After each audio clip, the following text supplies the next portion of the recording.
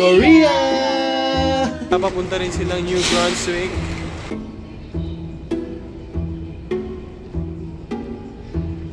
Adventure to guys, adventure. Maganda to para sa mga pang-apat na palit na. Ano na ba ang nangyayari? Alright, kakagising namin. Tuloy ang bakbakan. Toothbrush lang. Alright. Alright, ito lang yung view dito sa aming kwarto. Wala ko masyadong makita kasi madilim pa. Tapos, tulog pa si Oz. At nag-aayos na si Bobby. Alright. Nagbibitak-bitak na kasi yung Bobby ko. Sobrang lamig dito. Alright. Hey guys, ready to go na kami. Hindi na kami naligo. Nag-prepare na lang konti. Toothbrush. Buggo-buggo.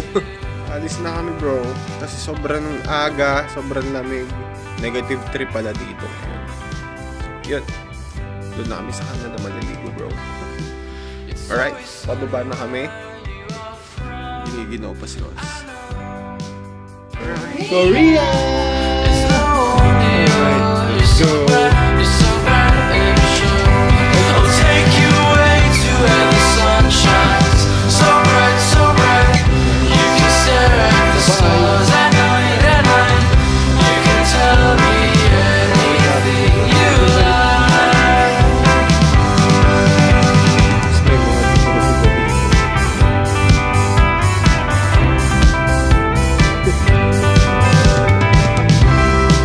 Don't you forget about me when you go away. When you sail in the ocean blue, it's okay, it's okay. I'll take you away to where the sun shines. So bright, so Alright, dito na kami kasama na rin namin sila. Papunta rin sila New Brunswick. Kunin lang namin yung mga boarding pass namin. Secure namin yung flight. Para makapag-check-in. Alright, dito na namin makukuha yung mga boarding pass namin.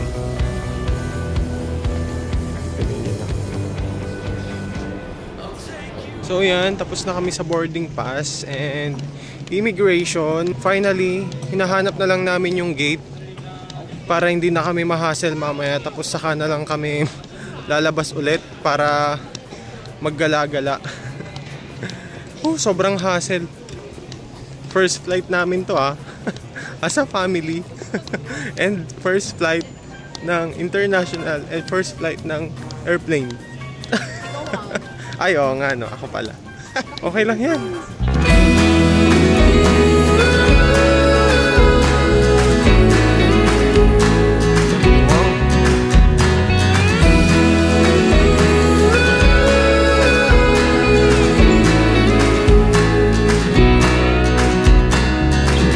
For a year now I've been waiting. See that look in your eyes. I've been hoping for a love like you for a long, long time. We got laughter, we got tears. Naghihintay na lang kami. Ikot ka pa ba? Pagod ka na? Dito na lang kami. Hintay na lang namin yung flight. Alright.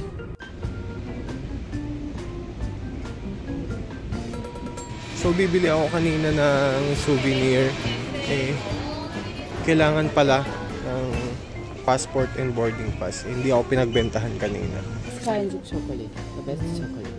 Are these chocolates too? Are these chocolates too? No? Cookie.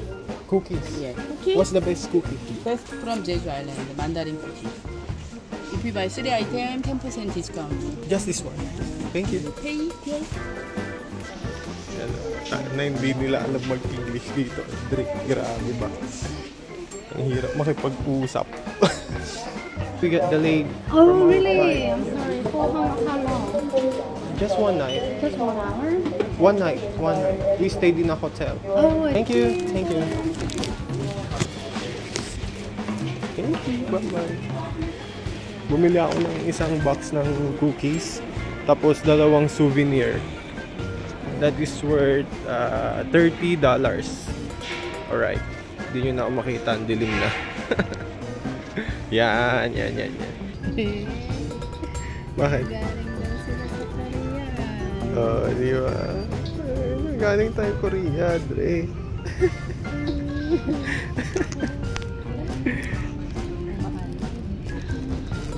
Habang nakangiti ka, nagko-compute ka pala sa utak mo. Ang gara. Alright, papasok na kami. Anong sabi sa'yo dun ate sa baggage?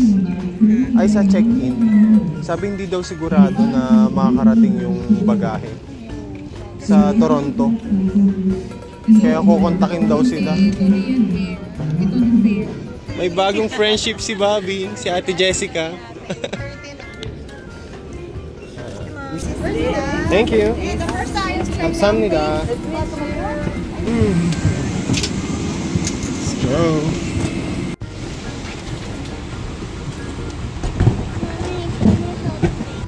Alright, sa wakas, nakapasok na kami dito sa airplane at papunta na kami ng Toronto.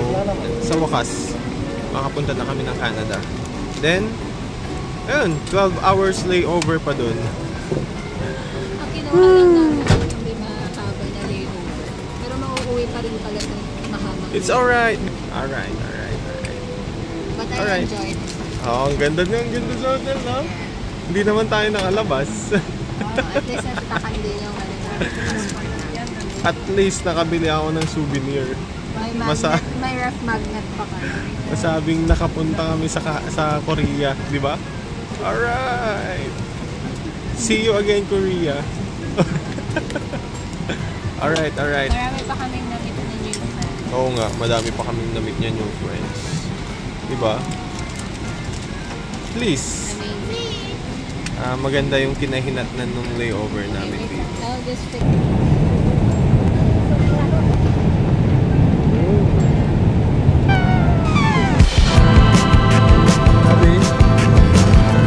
Why is there no snow?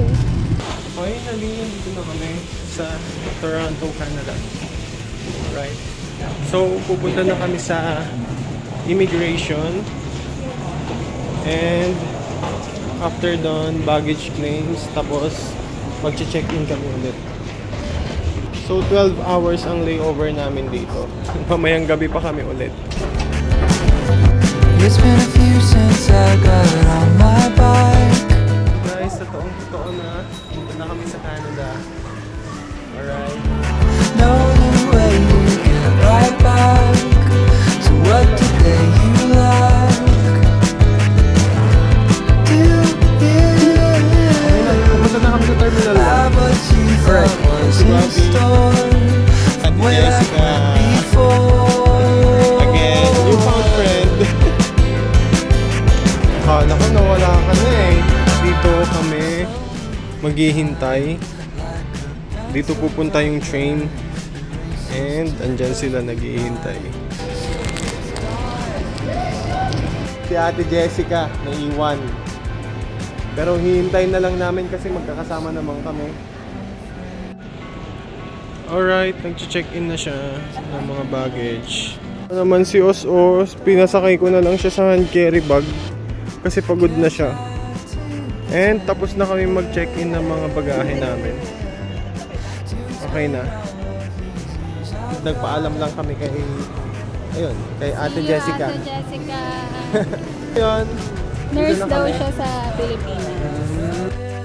Alright, bakit ganyan? Sobrang blur ng background natin. Dito na kami. Bangag na nga kami. Alas 12 pa lang pala dito. Papahinga na lang muna kami dito. Alauna na ata dun sa Pilipinas. Hindi na kami mag-iikot-ikot. Dahil pagod na kami.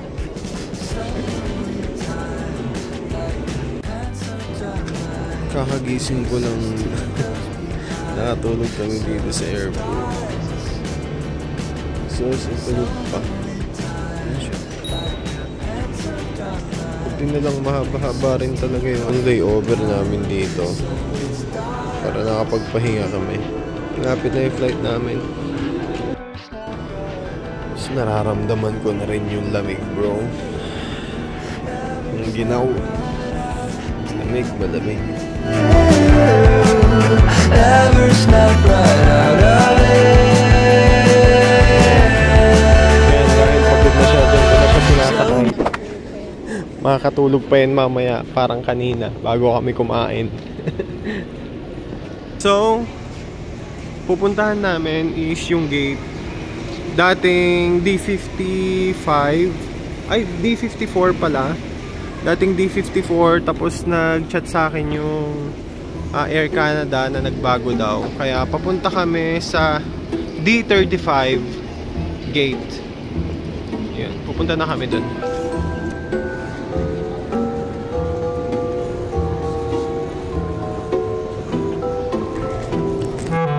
Okay, dito na kami.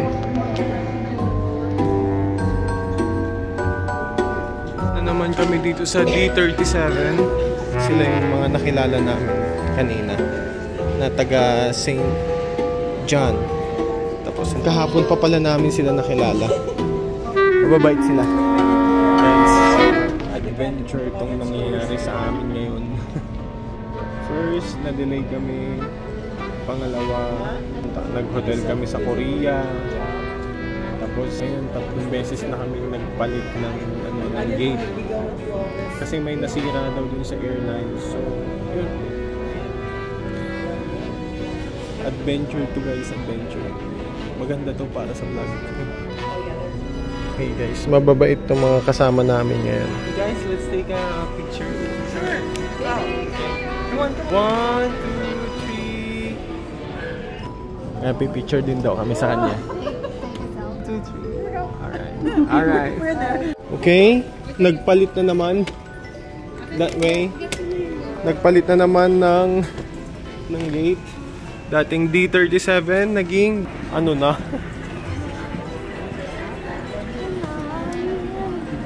This has been an adventure. Yeah.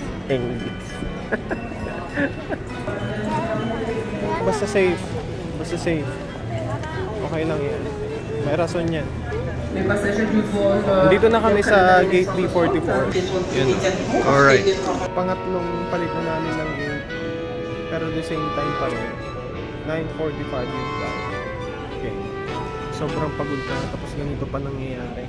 Nagpalit ulit kami ng gate. Ngayon naman D41. Alright. Pang-apat na palit na. Ano na ba ang nangyayari, guys?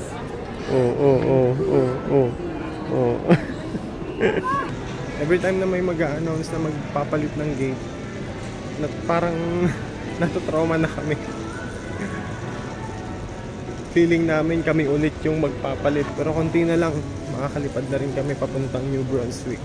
Finally, makakapasok na kami. Finally, at last.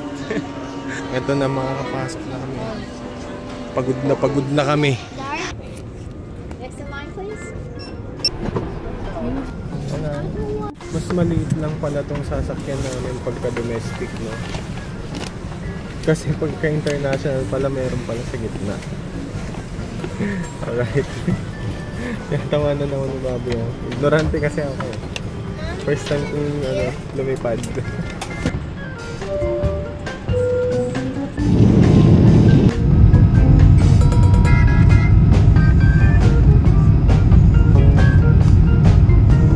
Guys, andito na kami. Sa wakas. Come on, baby. Yep. Finally, we're here. Hahalikan ko sana yung lupa eh. Kaso umuulan naman. So, sobrang dami na pinagdaanan eh.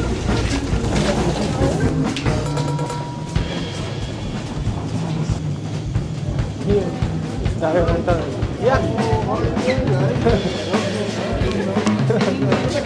First, we're gonna put this into the van. Yeah. And we wait for the luggage. It takes about 10 to 15 minutes. Yung magsusundo sa amin, si Ferry doon.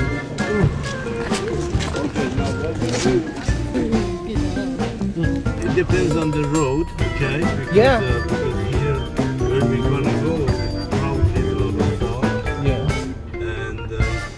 mother, right? It's probably a glass of water. This is the first time coming here? Yeah. Well, of course, if you arrive summertime, it's like paradise. But you arrived in the dead of winter, and Canada, you know, is cold winter. Yeah. So you came from sun and heat to freezing cold. Kunin namin yung mga luggage na. Okay, another 1.5 hour. Yeah. Depends on the road. Depends on the road, of course. The most important thing is that you're Safety, safe. safety. Yeah.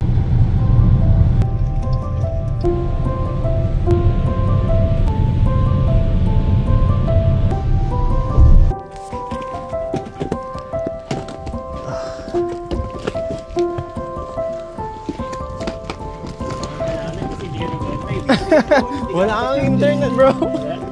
Sa wakas, kasama ko na sila doon. Tsaka si Lance. So, ayun bro, andito na kami sa St. Stephen, New Brunswick. At after all ng mga pinagdaanan namin sa wakas bro, andito na kami. Yes! Na-survive namin yung ilang mga challenges na napagdaanan namin ngayon. We are safe. We are safe. Bagyo lang pala. Thank you Lord dahil naging safe kami. Kanina pa pala nila kami inaabangan dito. Wait. Hindi na kasi ako nakapag-chat sa kanya. Kaya doon na malapit na kami kasi wala pa akong internet. So, ayun. Yun yung kwento ng journey namin papunta dito sa Canada. Sobrang dami namin pinagdaanan.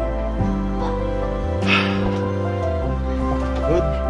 Pero yun yung patunay na kahit na ano yung mga pagdaanan ko sa buhay. Yun. Dami ko lang pinagdaanan. Patunay yun na kailangan mo ng pagdaanan yun para makarating ka sa gusto mong marating. Alright? So yun.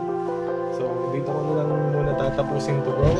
At hanggang sa muli, ito na yung bagong kabanata ng buhay namin ni Bobby. Alright. Let's go. Nabala ko? Paano yun eh? Bahala siya. Tinutulungan namin yung nagsundo sa amin.